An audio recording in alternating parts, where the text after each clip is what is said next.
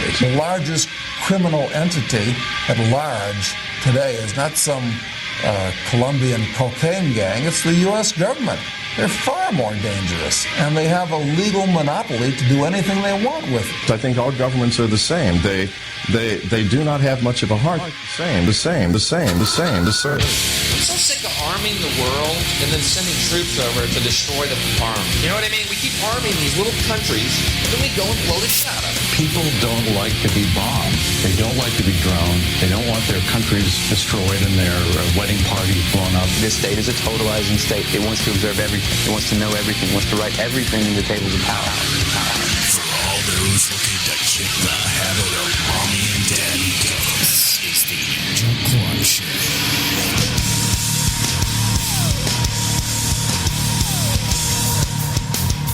Welcome to the Angel Clark Show on RadioFreedom.us.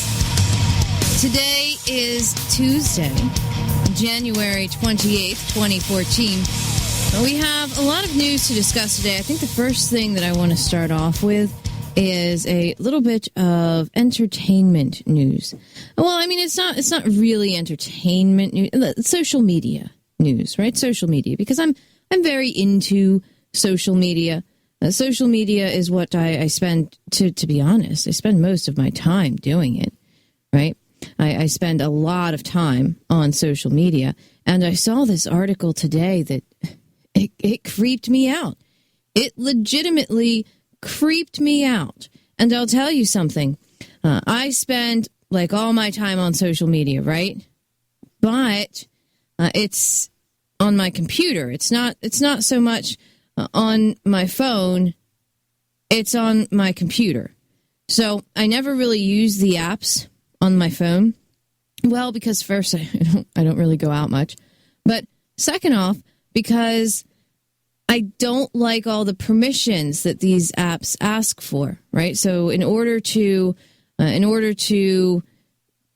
use an app, you have to give it all these permissions, right? You have to give them permission to stop your phone from going to sleep, and to I don't know, I guess turn your camera on, or to turn on the location, right, so that they know where you are. And it's a lot of permissions that I don't like, so I don't do it, right? I'm very careful when I put an app on my phone. I always read the app permissions first. Always, always, always. And you should too, right? You should too. Now, Facebook has now changed their permissions, their app permissions. And this is an update that apparently rolled out on January 27th. Now, I haven't seen it on my phone because I haven't updated my Facebook yet. But I'm going to be deleting it, obviously, right? I'm going to be deleting the Facebook app on my phone to the extent that I can, because my phone actually has Facebook built in as an app, and I can't remove apps that are built in, right? So I'll be uninstalling it and taking all my information out of it, but the app is still going to be on my phone, just not used, I guess, or turned on. So like, because when you buy a phone now, they come with certain apps that are just pre-programmed in, and for some of them you can't take those apps off, so you're kind of stuck with them forever. Anyway, so Facebook had an update, and in this update they changed the permissions, right? And so the new app permissions, here's some of the things they needed to change, right? One of the first ones. Read your text messages. That's right. If you're using Facebook on your smartphone and you approved that update yesterday, guess what? You gave Facebook permission to read your text messages. Now, here are some of the other permissions, right? Another new one is change network connectivity, connect and disconnect from Wi-Fi. So that means that it can change the internet connection on your phone, and I'm not a fan of that concept either. I'm not. I don't like to use unsecure internet connections, but Yet now this Facebook app will be changing your internet connections. Also, right? Draw over other apps, prevent phone from sleeping, reorder running apps, retrieve running apps, toggle sync on and off. So it can turn the syncing on and off. See, I can't sync my Facebook with my phone. I can't do it. Right? For a lot of you, you probably can. You have your phone books, your contact list, right? Your people in your phone. You've got that synced with your Facebook. Well, I have 5,000 people hooked up to my Facebook, and that's, I can't, my phone doesn't have the memory. It doesn't have the memory to have all those contacts in it. I have the crappiest phone in the world. I absolutely do. Part of why I never use it. So I don't have enough memory in my phone to keep my contacts, my actual contacts, and all my Facebook friends on there. So I don't sync Facebook with my phone. But with these new permissions, Facebook would allow itself to sync. It would automatically sync. It would turn sync on and off whether I wanted to or not. Now, here's another change, right? Here is another change. Hardware controls. Change your audio settings. Record audio, take pictures, and videos. So this means that Facebook would be able to record audio, would be able to take pictures with your phone, and would be able to take videos with your phone. And you've already given them permission to do it. So let's think about this for a minute. We already know that they can prevent my phone from sleeping, right, or basically turning off. And we already know that it can sync with things with my phone.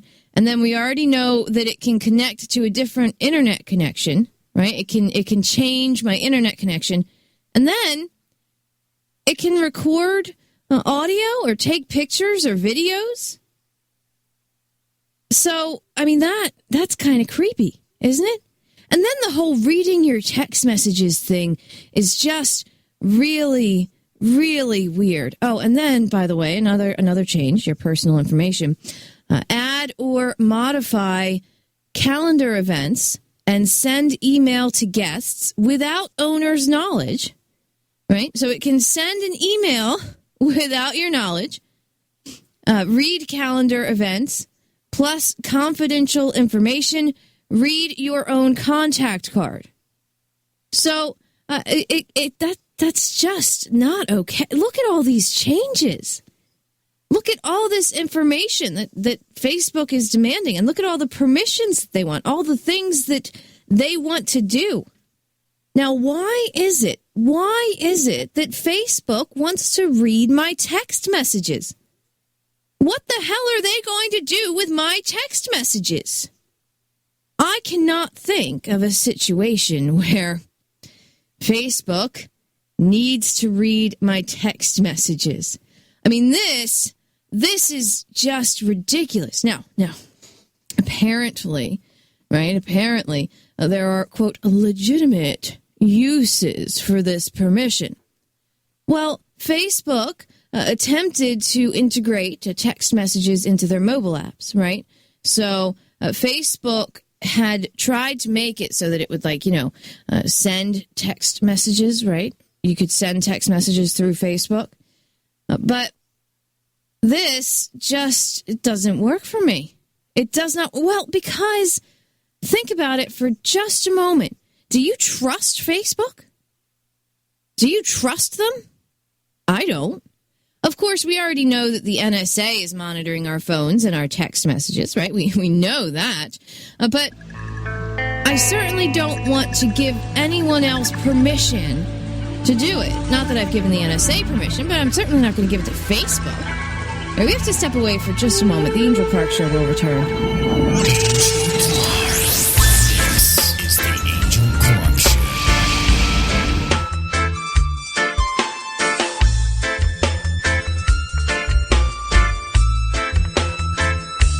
I once worked with a guy for 3 years and never learned his name. Best friend I ever had. We still never talk sometimes. When it's to government hearings, the only type of witness I enjoy being is a hostile one. I think the entire government should be privatized. Chuck E. Cheese could run the parks.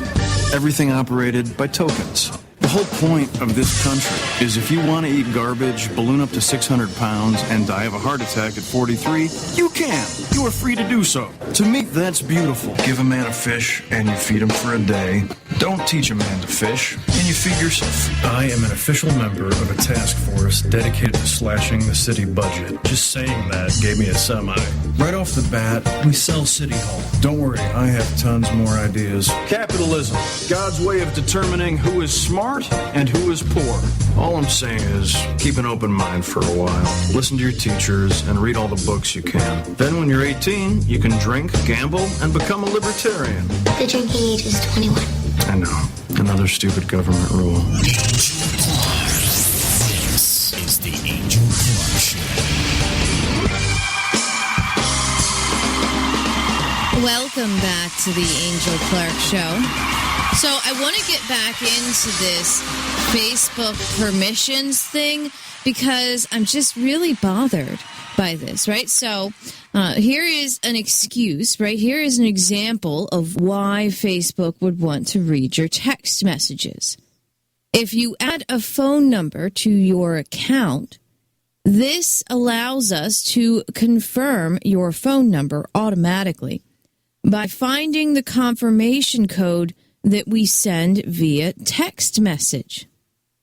Oh, well, I mean, that sounds kind of like a normal thing, I guess. Although, who wouldn't be willing to take the extra, I don't know, 2 seconds to type in a 3 or 4 digit code? Right? It's not that difficult. Or, here's an example for why they would want to download files without notification.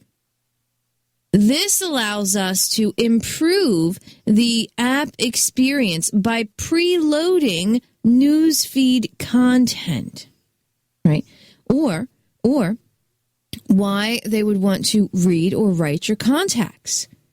This permission allows you to import your phone's contacts to Facebook, and then you can sync your Facebook contacts to your phone. I can't trust them. I really can't, right? So we put this article on noarmy.canstopanidea.com, right? It's right there. I think it's one of the featured posts, but there's this chart, right? I guess it's more of like I don't know, a graph kind of thing, some kind of image, right? Some kind of image that shows how much data Facebook shares with people, how much of your data Facebook shares with people, right? And, well, it shows how much more of your data they've been sharing with people since they started. Right, so it starts in 2005, right? So when you look at this in 2005, it seems like, well, they really only just kind of share your data with you, right? And then the next year, 2006, they branch out and they start to show your data to more information. It's not just you and your actual friends, but it's you and your friends and your friends' friends. Right? And then it's you and your friends and your friends' friends' friends, right? All these networks, and they can see your pictures, and they can see your name, and they can see what you like, and they can see where you live, and they can see who your friends are. And, I mean, it's gotten to the point now, right? It's gotten to the point now where I can go to most people's Facebook pages. I can find out where they work. I can see normally at least 5 pictures of them, but in most cases, it's a few hundred pictures of them. I can see posts on their wall by other people. I can see articles that they've shared, comments that they've made, comments that their friends have made. I can see what they've liked. I can see the movies that they've read, books they've read, movies they've seen, music that they listen to. I can see all of that and not even know the person. So I can go to a complete stranger's Facebook page, and I can find out just about everything about them. I mean, it's pretty alarming, right? The amount of information that people make public is, it's pretty intense. just how much you can find out about people without even knowing them. And so Facebook has been making that available to more and more people, and they made it more difficult for you to not share that information. Like, they've made it more difficult for you to keep that information private. And that's where we're at now, right? That's the point that we're at now. If you have a Facebook account, it's more difficult for you to keep your posts private and to keep where you work private and to keep where you live private. It's difficult. It's very, very difficult if you're on Facebook. And let's be honest, most of us are on Facebook. I don't post personal things on Facebook. Not really, right? I mean, I'm very aware of the fact that I have a lot of people connected to it and that it's public, right? Like, every post that I make is public, and I do that for a reason. Because I treat Facebook as if everything that I post is something that I would say to the media and my grandmother and my father, right? That's how I use Facebook. I do not post things on Facebook that I don't want the world to know. And it's that simple. Everything that I post on Facebook, I post as if it's completely public, because it really is, right? It's all really public. But for Facebook to want these permissions, I just find it to be alarming. I do. So if I were you, right, if you were me, one of those kinds of situations, I would take Facebook off my phone.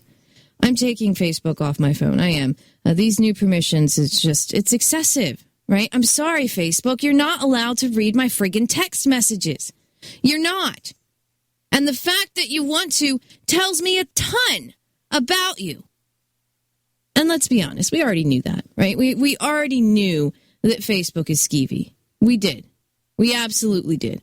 I kind of have to use it for work, right? Social media. So that's what I do. So that means that I have to use social media. But, sorry, Facebook, you don't get to read my text messages. You don't get permission to record audio and take pictures and videos on my phone. I'm so, ew. Why do they want to do that? But why do they want to record audio and take pictures and videos with my phone without my permission? You know why. Right, we have to step away for just a moment. The Angel Clark Show will return. Class isn't over. It's just begun. This is the Angel Clark Show.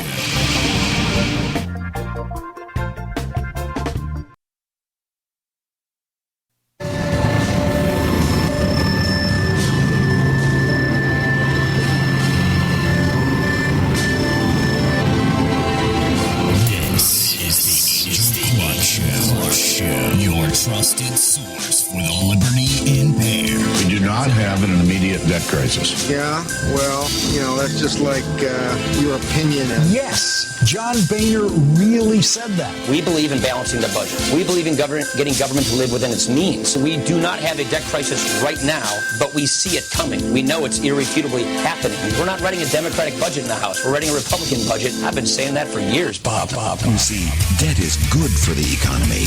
No cash, no problem. Just say charge it.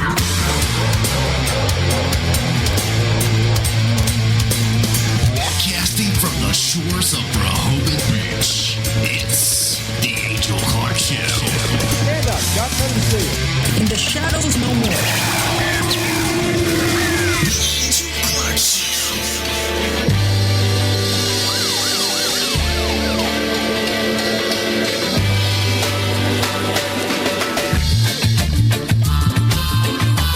Welcome back to the Angel Clark Show. So today, Famous Dave and I took some time.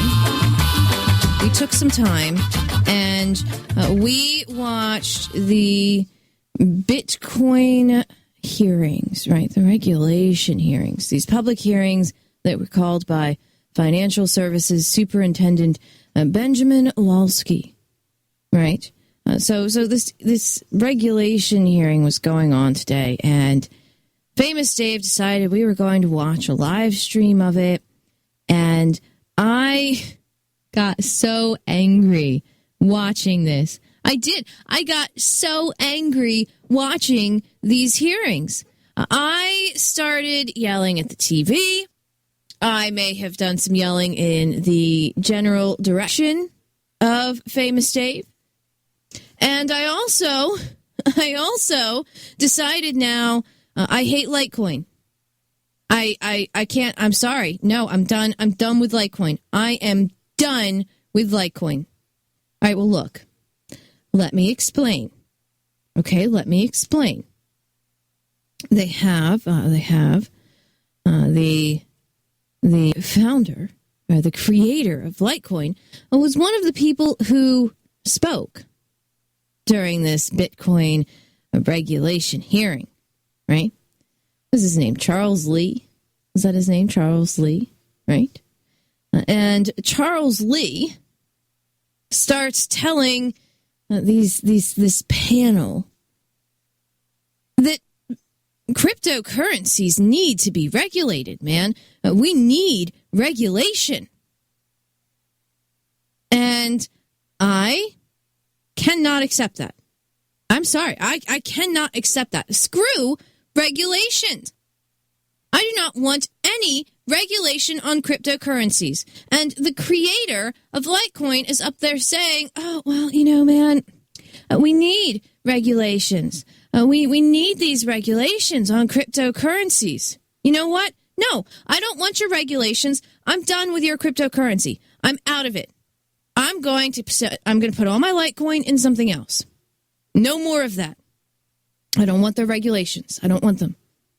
And so I started screaming at the television.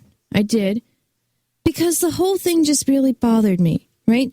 And to see all of these people stand up and make these statements about how, well, we need this kind of regulation over this kind of regulation, right? Or, no, we don't want this kind of regulation. Instead, how about this kind of regulation? No, how about no regulation? How about a free friggin' market? How about you just stop it trying to make all these rules for things that don't need your rules? We don't need your rules. We don't need your regulations. Shove them and leave us the hell alone. I mean, I got really, really angry. All right, really angry. And here's the thing. They will not listen to what any of these people said anyway.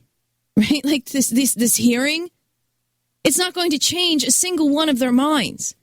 Right? So here's all these people, and they're sitting here on this panel, right? And they're saying, oh, yeah, we want to learn about Bitcoin so that we can decide on the regulations that we want for it, right? We want to learn about Bitcoin so we can decide what regulations we want for it. I hear these people, and they're saying, oh, well, try this kind of regulation instead of this kind of regulation, right? So, like, here's one woman, and she gets up there, and she says, I don't think that you need to have licenses for people to be able to mine Bitcoin or cryptocurrencies. You shouldn't have to license for that, right? Shouldn't have to license for that. And this guy, right, the guy who's heading this panel, right, the guy who's up there in the front and they're all talking to him, he says, well, I mean, it seems like a systematic threat, right? And he starts talking about how they absolutely should. They absolutely should issue licenses so that people can mine for cryptocurrencies, right? Like, you need a license for that. And so I realized they don't care what we actually have to say. They don't care what kind of regulations we don't want. And for the idiots who do want regulation, they don't care what kind of regulation it is that they want. They already know what they're going to do. They absolutely already know what they're going to do. This is to placate people. And here's the other thing, right? When they finally do start slamming down regulation after regulation after regulation on cryptocurrencies, you know what they're going to do? They're going to point to this meeting. right? They're going to point to this regulation hearing, and they're going to say, you see this? This is Charles Lee right here. He is the creator of Litecoin, man, the creator of Litecoin. And he said we need to regulate this. He said we need to regulate it. Look at him saying Bitcoin and Litecoin and cryptocurrencies need regulation. I mean, here are all these Bitcoin experts, right? All these Bitcoin peoples coming up and saying, yeah, you know what? You could do this kind of regulation. We could use it, man. We could use this regulation. No, we can't. We can't use it. Take your regulation and just get it away from me. Get it away from me. I'm disgusted. Now, here's the thing, right? All these people were saying, well, man, I'm optimistic, right? People were optimistic after the Bitcoin regulation hearings, right? People were optimistic. They're saying, hey, man, it seems like they went okay, right? It seems like this regulation hearing, it wasn't bad, right? It seems like Bitcoin's going to stay, it's going to stay legal, right? It seems that way. So that's them being optimistic, right? I say this was horrible, right? I sat back and I watched these hearings and I got so angry. It was horrible. It was absolutely horrible. So that's it, folks. Regulation is coming. Regulation is absolutely coming. And you know what? If you're a miner, they're coming after you. They are coming after you. If you're a business owner, they're coming after you. If you have a wallet, right? If you have a wallet, they're coming after you. They want this uber regulated. I mean, they want regulations out the wazoo, right? Stacked as high as they can stack them. They want pages and pages and pages of regulations. And to me, that's not the point of a cryptocurrency. It's not. The whole point of a cryptocurrency is freedom. Regulations are not freedom. You have to step away. The Angel Clark Show will return. For all those looking to kick the habit of mommy and daddy gifts, this is the Angel Clark Show.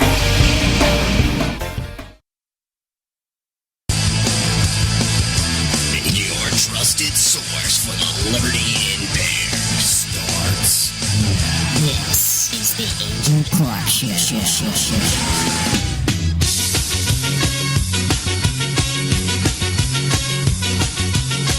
Welcome back to the Angel Clark Show. So, I have a story in front of me about an intellectual concept. And I actually really kind of like this intellectual concept, but I'm not 100% sure about how I feel about it, right? Like, I like the idea of it. But that doesn't mean that that I would actually do it. And this is about the city of Hamburg, Germany. And their concept is the Green Network Plan. And this concept is, well, let's get rid of cars. Let's go carless, folks. Let's go carless. And I get it, right? I like the idea of going carless. I do, because then maybe I would get a hoverboard, right? Because if there are no cars, something has to replace cars, right? Buses isn't going to be it. So why not my hoverboard? I need a hoverboard. I should have one, and they haven't really been invented. So if there's no cars, then there can be hoverboards, right? But they want to expand public transportation, add more routes for pedestrians and cyclists, And then they want to phase out automobiles. And then here's where you knew this was going, right? Then they want to ban them. So then, in 2 decades, they would ban cars, ban automobiles. Now, I just, does it have to be a ban? Does it have to be a ban?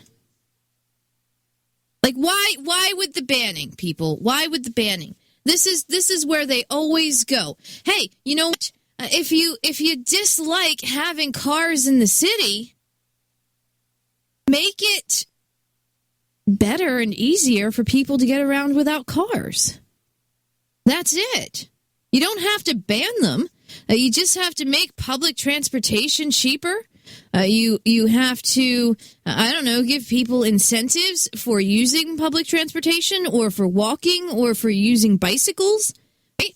You have to give people incentives to actually use other things instead of cars. You don't have to ban the cars.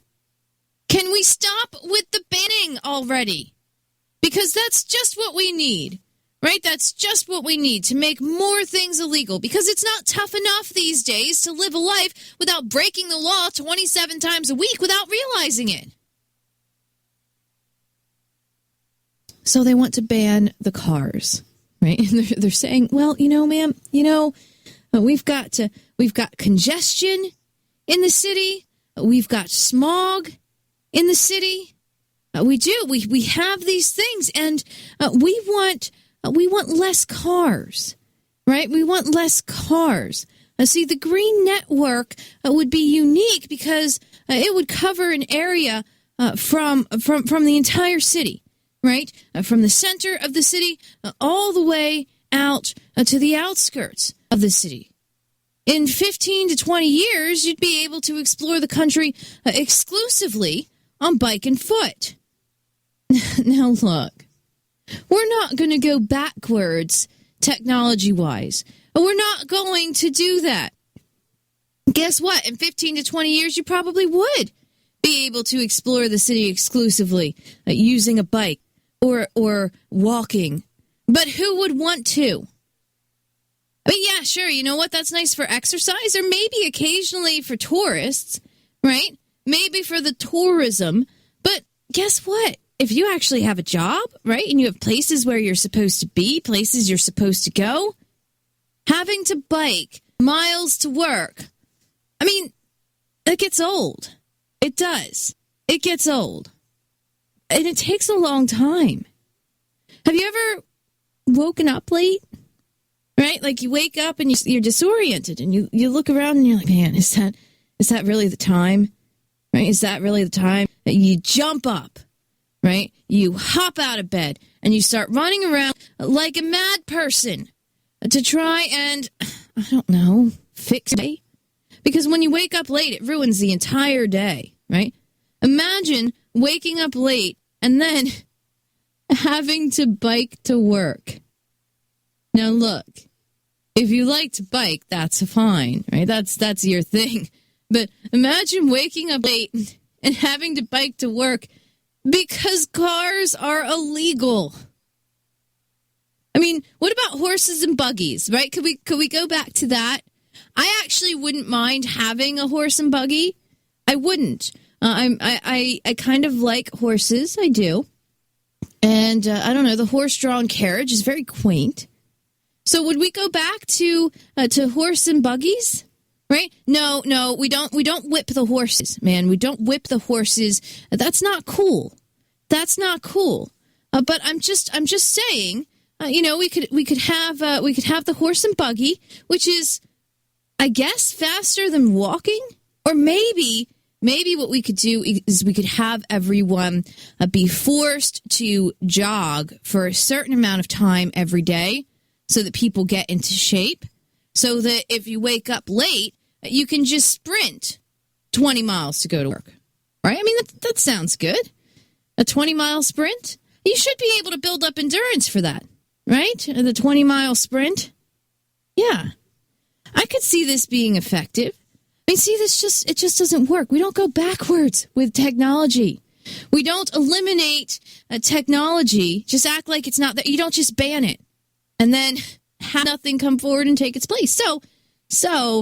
I mean, if they could come up with some amazing thing, this amazing piece of technology, if they could, right? If they could, well, then I'd be kind of for this. I would be kind of for this.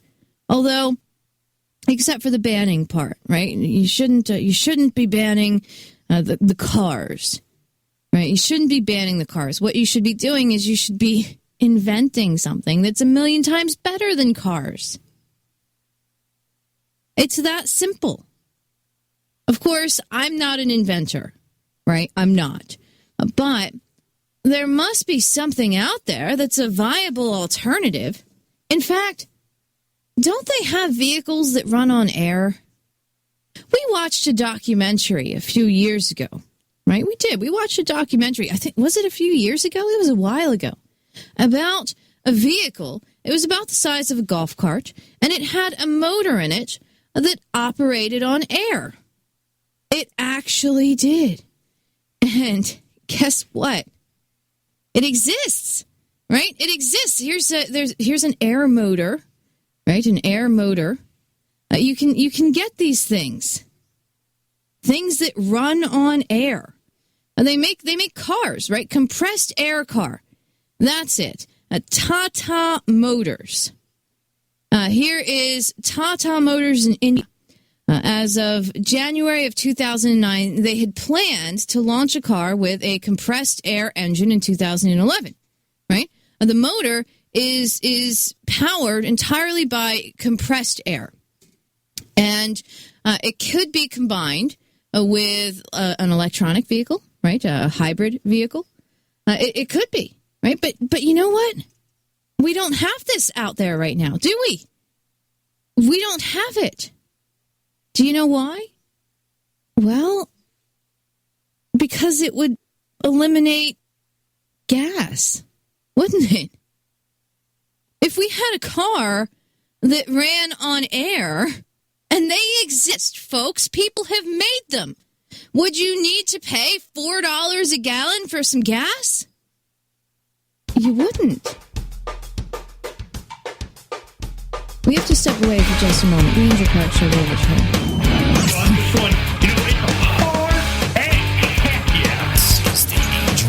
It's really terrifying. We've got no money to pay our mortgage now. We could very easily lose our house. Mom, Dad, how come there's suddenly no money? I'll tell you what happened, son. They thought money was endless. They were mocking the economy. And they made the economy very angry. Do you understand, son? Yeah, I think I get it. First the money started going, and now everyone's getting laid off work. They took our job. It is time to stop pointing fingers. Finger pointing gets us nowhere. Steve, we have mocked our economy, and now the economy has cast its vengeance upon us all.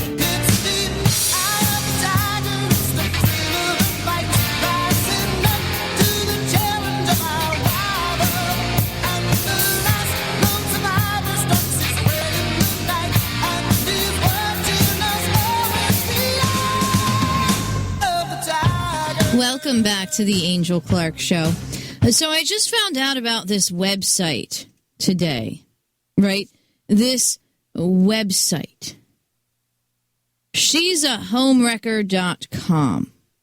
Now, it's slightly not suitable for work because they've got some pictures on there that are, I don't know, some of them just seem, when you first go to the page, right, there's like a half-naked chick on there. But apparently what this website is, just what it sounds like. She's a homewrecker.com, right? So, in other words, women submit.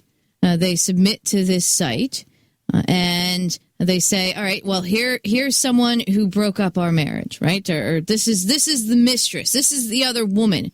This is the woman that my husband cheated with. Now, I like some of this concept, but I don't like some of this concept, right? So here's, there's an article about it, right? There's an article about it. And the article that I have, well, It's from one of the home wreckers, right? The home wreckers. Of course, here's the thing. It takes two to tango, right? It does. It takes two to tango. And so it seems to me like these other women that are being labeled as home wreckers, right? Well, they slept with a man, right? They slept with a man. So why aren't pictures of the cheating jerk up there as well? But I mean, I just thought that there was some interesting stuff about it. So here's a woman, right? Lorena Velasco. She got involved with a married man. According to her, he said he was separated and had moved out. And he didn't really tell me much about her going through a separation. The marriage just didn't work out. And she never really thought about herself as a homewrecker. But she admitted to having an affair, right? She did admit to that. But so this is like, it's kind of like those revenge porn sites, but not as pornish, right? And so she said, she's worried that she's not going to be able to find a job, right? Because now, people Google her and this website comes up. And this is happening for all the people on the site, right? They Google them and this site comes up. Suddenly they're trying to find a job and people find out that, well, this woman has a tendency to sleep with people at work, right? She sleeps with people that she works with. That's probably not a good idea, by the way. I mean, they always say negative things about workplace relationships.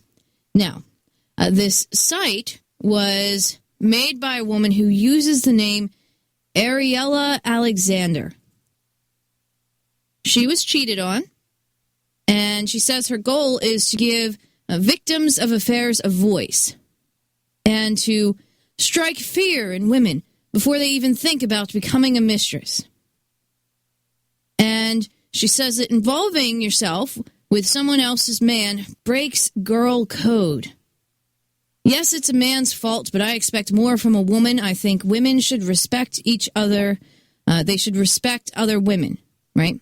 And she says that she has received thousands of submissions. But see, here's the thing, right? Here's the thing. She doesn't verify these stories. She doesn't verify these stories. So I could get angry at someone, and I could take their Facebook picture, and I could create a fake story, and I could submit it to this website, and then, bam, posted. That's it. She said, I provide the platform and I post the stories, but I'm not responsible to verify the validity of the stories. That's very irresponsible. That's very, very, very irresponsible. That's not a good idea. Not a good idea. Now, there's also apparently a website, he'sahomewrecker.com. So I guess she did make one that is he'sahomewrecker.com as well. Oh, look, and yeah, there's pictures of the men who have done the cheating. So there's both, right? There's both. I like the fact that there's both. But there's something about this that I like, which is the ostracizing someone who has wronged you, who has done something bad. And I feel like that's better than, for example, going aggressive on them. It's a very passive way to ruin someone's like their life, just to submit some pictures to a website that gets shared out on the internet, and then you Google them and there it is, right? There it is, because everything is filed. It's got their name and where they live. Right? So I like the fact that there's this ostracizing going on. I like that because you're not getting someone arrested. You're not, you're not suing them. You're not involving the legal system. But I dislike the fact that these aren't verified. Right? I dislike that. Because let me tell you something. If Famous Dave ever cheated on me, well, he wouldn't. He's not that kind of person. But if he did, I would be upset. I would be very, very upset. And what do you do in that situation? What do you do when someone has wronged you in such a way? How do you come back from that? Is this a bad way to get revenge? Is it worse than some of the other ways that are out there? I don't know. I mean, I feel like I like some of it. I do. I like the concept behind it. I do. Yeah. I like the concept behind it. But since none of this is verified, that bothers me. So it would be too easy to get someone on this site who's never actually done anything involving the whole home wrecking thing, right? Home wrecking. That term has been around for so long, right? The term home wrecking. Of course, here's the other thing. If Famous Dave were to cheat on me, chances are I would have done something that caused him to try and find someone else. I mean, some people, they just cheat, right? Some people, they just cheat. But in most cases, you've done something. There's a problem with the relationship to begin with. There's a problem with the relationship to begin with. So if Famous Dave and I, we have a relationship, and if there were a problem in the relationship and he were to go to someone else, shouldn't I be held a little bit responsible for my part in that? It seems to me like the wife, she's not being held responsible. She's not. She's just, well, he cheated, man. He cheated. That's it. He cheated. He's a homewrecker, and she's a homewrecker. But what about what the wife did wrong? We have to step away for just a moment. The Angel Clark Show will return. This is the Angel Clark Show.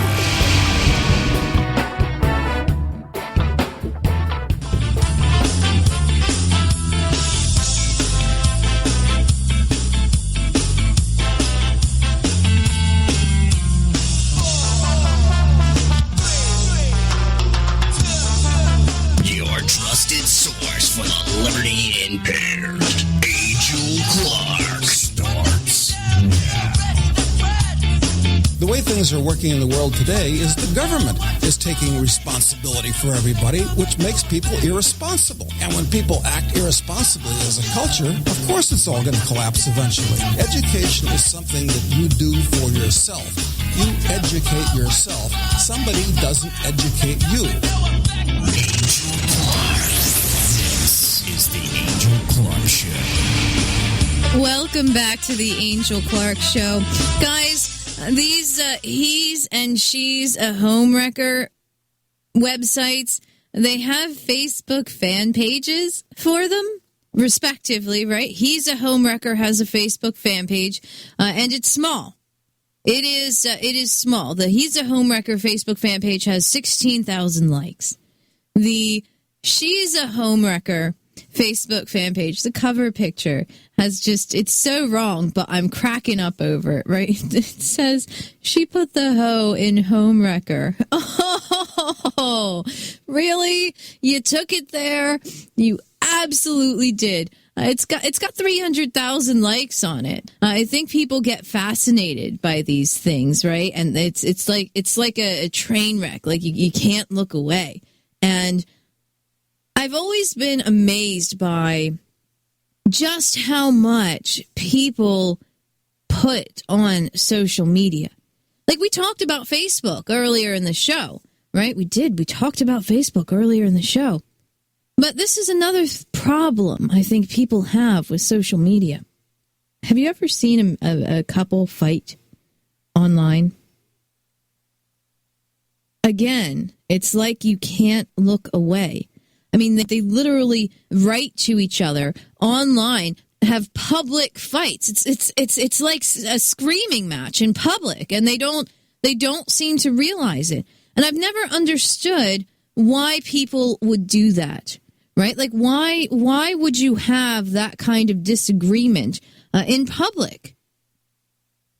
I've never gotten it. I just absolutely never have. But when I see these, right, like when I see these fights, and a lot of times you can just go on to, let's see, you can go on to failbook.com, you can go on to lamebook.com, and people will take screenshots of these fights and they'll submit them to these websites, and then they like block out the name so you can't see the name of the person, and you can see these exchanges right there.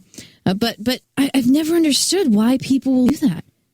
And there have been times when these people they're in the same house, right? Like, they're in different rooms of the same house, and they're on different devices to get on Facebook, but they're literally fighting in their home, but fighting online instead of actually speaking to each other.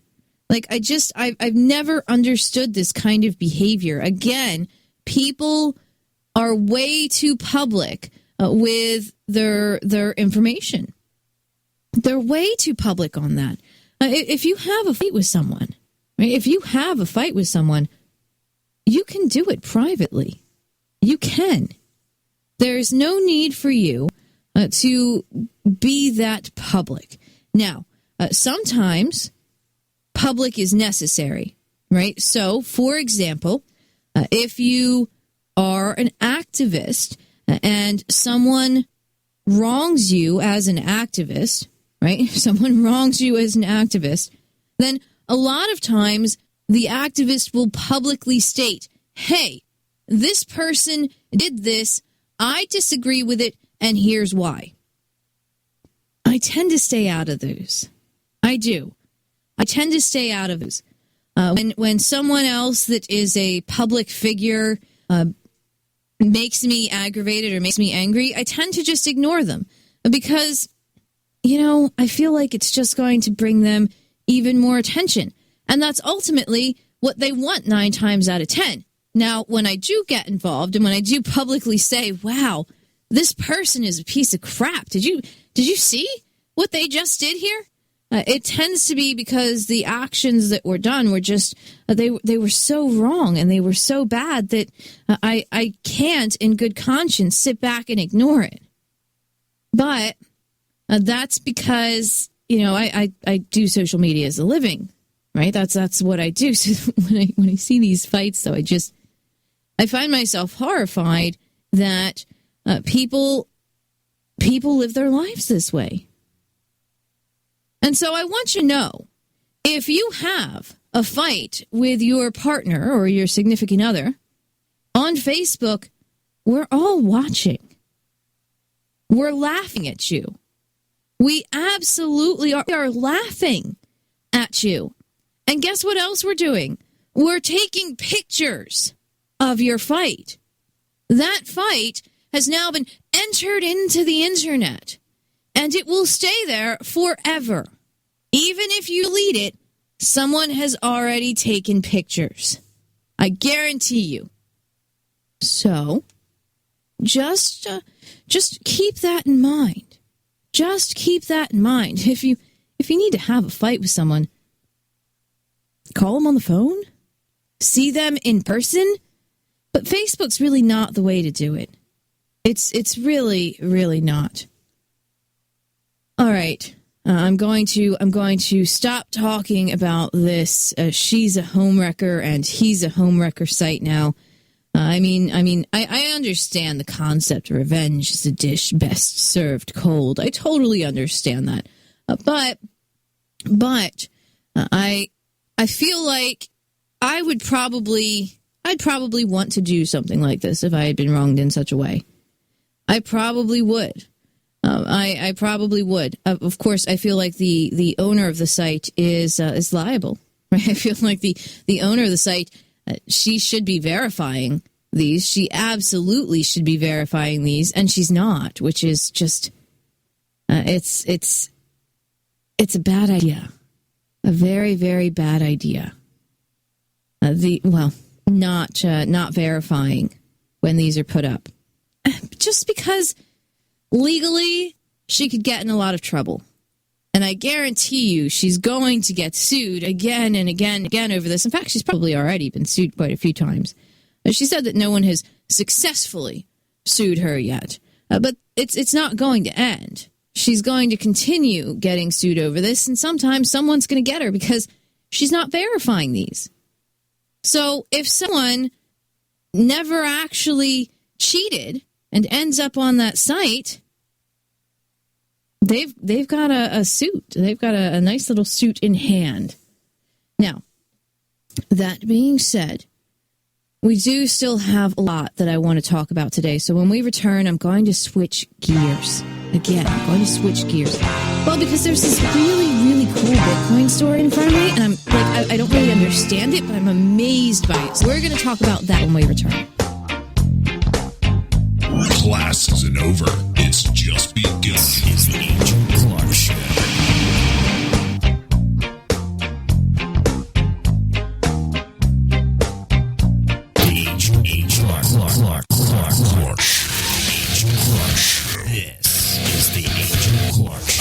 But there's one form of organization which is involuntary, and that's the modern state. Now, every state in the world, America included, is a mafia. Mafia. Because once you get in it, they won't let you out. Now, I love America. America's the greatest mafia of them all. But still, we own this turf, and, you have to pay extortion fees called taxes. But I give no rights to the state. The state has only the rights that we individuals, moving in groups together, give it. And there's no God-given obligation on our part to blindly accept the laws of the state. And Americans, particularly young Americans, need a frontier. So you're a hope seller? Yes, I'm a hope seller. But my hope is scientific hope. My logical invitation to you is going to be as follows. Turn on, tune in, and take over. But we see liberty under threat. We see sovereignty under threat. We must respond. This is the Angel Clark Show. Welcome back to the Angel Clark Show. So I want to tell you about a 19-year-old young man, and his name is Vitalik Buterin. And he found out about Bitcoin years ago. He did. He found out about it years ago. He was kind of interested, and he got his first job writing for a Bitcoin site, Bitcoin Weekly, and he was paid 5 Bitcoins per article, right? 5 Bitcoins per article, but that was $3.75 at the time, right? The value of Bitcoin was quite low then, and it was his first ever real job. It paid around $1.30 an hour, and he was excited to have it as his first job. So he kept writing. He kept writing about Bitcoin, and then the value started skyrocketing, and he decided that Bitcoin was going to be a much bigger deal than most people realized. So he dropped out of college, and he started traveling around the world, going to Bitcoin meetup and Bitcoin meetup and Bitcoin meetup, right? He'd go from meetup to meetup. And he contributed to a bunch of open source projects. And after all of these interactions, all of these conversations, and all of these software experiments, he decided that he's getting together with some other hackers, and they've created something called Ethereum. And Ethereum is going to be something kind of different than what we've ever seen before, right? It's going to be it's going to use some concepts that are in Bitcoin software, right? And he's going to create a kind of like a network. So it's not going to use the peer-to-peer network that Bitcoin's run on, and it will not use the same software. They're building a completely new system that's going to run on its own network. But they're going to use a lot of the ideas behind Bitcoin. For example, all Bitcoin transactions are stored in a massive public ledger, and that's called the blockchain. And it's a type of encrypted database, and you can use it to power other applications. And we've seen this with Twister and BitMessage. Now, Ethereum will feed even more applications through something kind of like the blockchain. It's going to offer a stripped-down version of the programming language known as the Ethereum script, and it's specifically designed for building these blockchain-based applications. Now, just like Bitcoin, the network that Ethereum uses will be powered by machines donated by the people of the world, right? So the way that they get Bitcoin is we mine for them, right? Now, I don't mine for them because I can't figure out the program, man. I tried. I can't figure it out. I can't get the thing to work.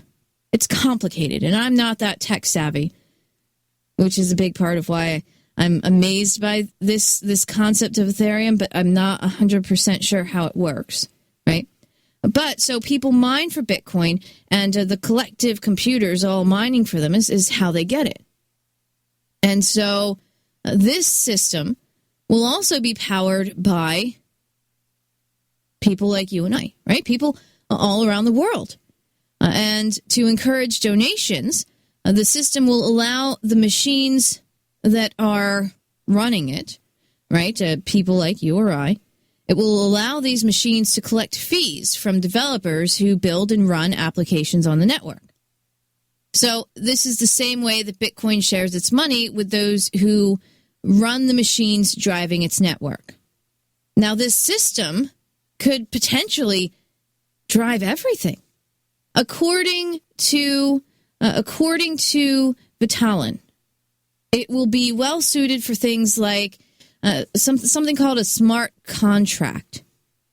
And an easy to understand example of that is a betting system. Two people could place bets on the outcome of the Super Bowl, and they entrust a certain amount of digital currency to that bet, right? So they give some digital currency to a system, and that system then checks the final score of the game and distributes the funds appropriately, right? So the system says, all right, the final score of the game was, Seahawks this and Broncos this, right? There's the final score. So we know who won. So the winner of the bet gets a certain amount of money. You don't need a bookie. But Vitalik thinks that you could do a lot more than smart contracts with this, including joint savings accounts, financial exchange markets, or even trust funds, right? Theoretically, these contracts would be more trustworthy because if the software is designed properly, no one could cheat. No one could cheat. So this is a project, right, that the test network is hopefully going to be up and running soon. And on February 1st, they will launch a crowdfunding campaign to try and get more development. The code's going to be open source, right? Completely open source code. And I think that this could change a lot of things. This is pretty fantastic. Kind of amazing, actually. Now, yes, there's going to be challenges involved. There will be. But this technology is something that I like to see.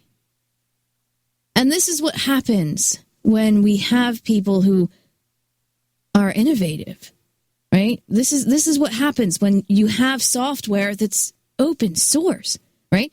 When someone creates software and then leaves it publicly so that everyone can see it.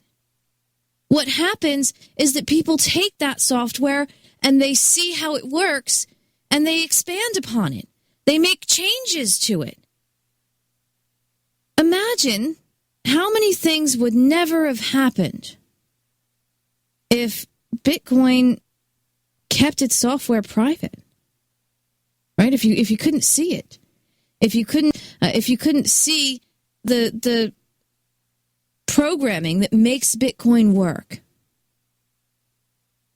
I don't know, that would lead to a whole nother discussion, though, I think, on intellectual property and copywriting and things along those lines.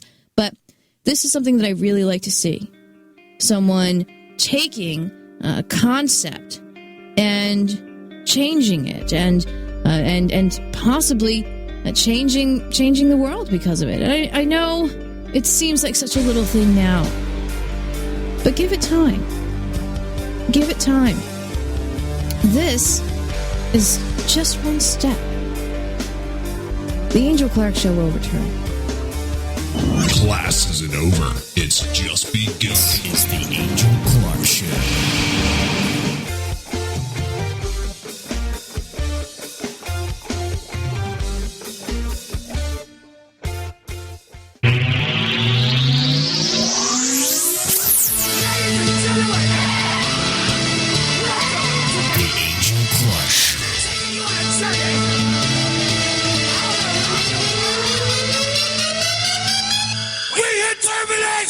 Let's go! If you vote and you elect dishonest, incompetent people and they get into office and screw everything up, well, you are responsible for what they have done. You caused the problem. You voted them in. Well, where do people think these politicians come from? They don't fall out of the sky. This is the Angel Clark on RadioFreedom.us. They don't pass through a membrane to another reality. Welcome back to the Angel Clark Show. This is it, folks. This is the final segment of the evening. Just because I'm about to stop talking doesn't mean that you have to stop listening. You can head to angelclark.us. There, you will find almost 3 years of archives of the show. You can download them, you can stream them, you can share them with your friends on Tumblr, on Twitter, on Facebook, on LinkedIn, and it's all free today. Also, as usual, I didn't get to talk about all the things that I wanted to talk about. I was very, very sidetracked by she'sahomewrecker.com, and that may have led to some ranting that had nothing to do with the news I wanted to get to. Yes. So, there is a solution, which is not me stopping my rants. You can head to my new website, noarmycanstopanidea.com, scroll down and click on the box that says Show Prep. There, you will find the stories I wanted to share with you but didn't get to. So make sure that you check that out. Now, I have a few different things that I want to try and get to in the last segment. The first has to do with freedom hosting, right? While investigating a company known for sheltering child porn last year, the FBI seized the entire email database of a popular anonymous webmail service called TorMail, right? So the FBI is now tapping that gigantic trove of emails in unrelated investigations. Do you remember the company called Freedom Hosting and the Bureau? They seized from that company, and this surfaced in court last week, right? Because they indicted a Florida man for allegedly selling counterfeit credit cards online. And the filings show that the FBI built its case in part by executing a search warrant on a Gmail account that was used by the credit card counterfeiters. The reason why they found that Gmail account is because they found orders for forged cards that were being sent to a TorMail email address, platypus@tormail.net. So they took the information they got from seizing the entire email database of TorMail, and they used that to get a search warrant for this Gmail account. And, they then arrested the guy. So this means that the FBI is using the entire email database of TorMail. So if you had something on TorMail that, you thought was encrypted and you thought it was private and you thought that it was anonymous, guess what? It probably isn't.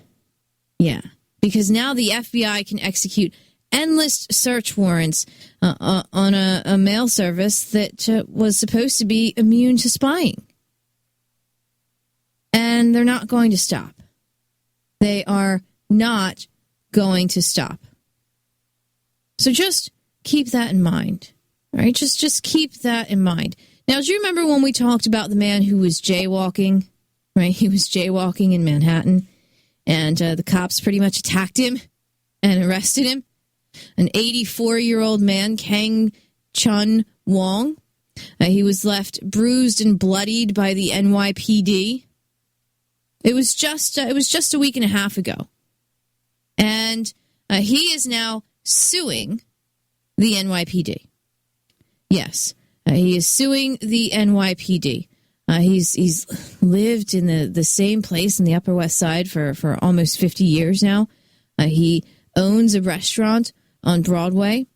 He is now retired, right? He spends time with his grandchildren, and he socializes with his friends at a senior center.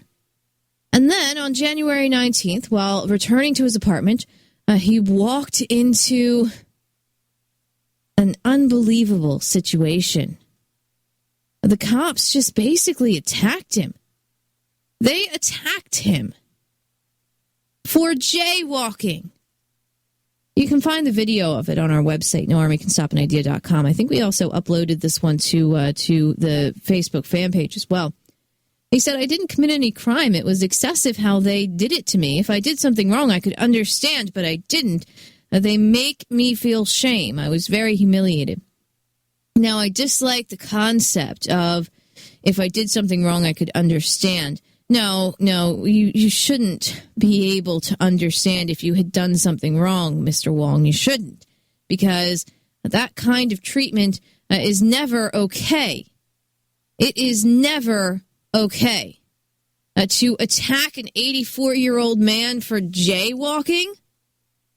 I mean, that's horrific. Horrific. Now, the thing is that Mr. Wong says that he wasn't even jaywalking, right? He says the light was green when he started walking, right?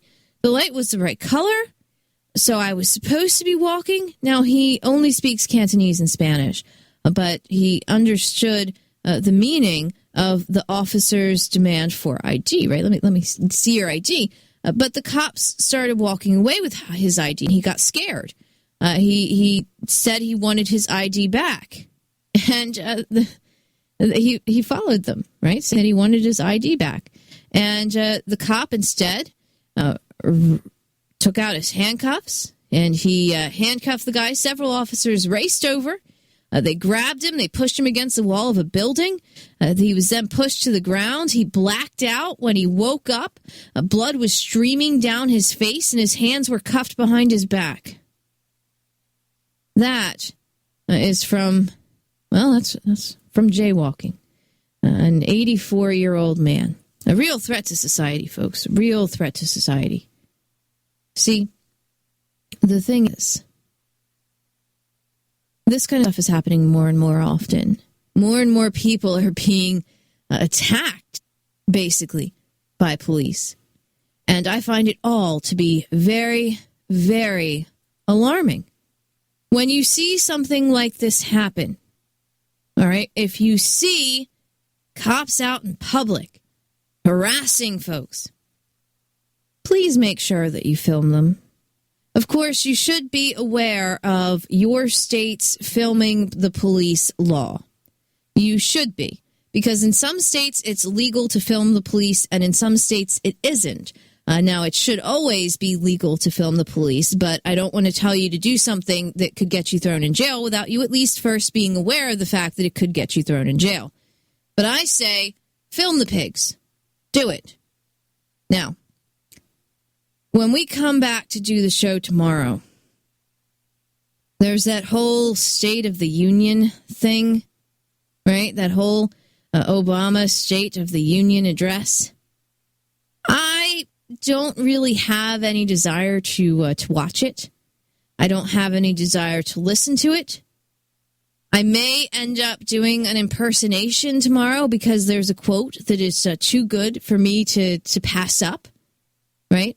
I may do that, but I mean that's pretty much going to be it. I don't think I want to talk about it too much because I mean it's all just lies. That's it. It's all lies, and I'm sick and tired of lies from people. I'm sick and tired of it.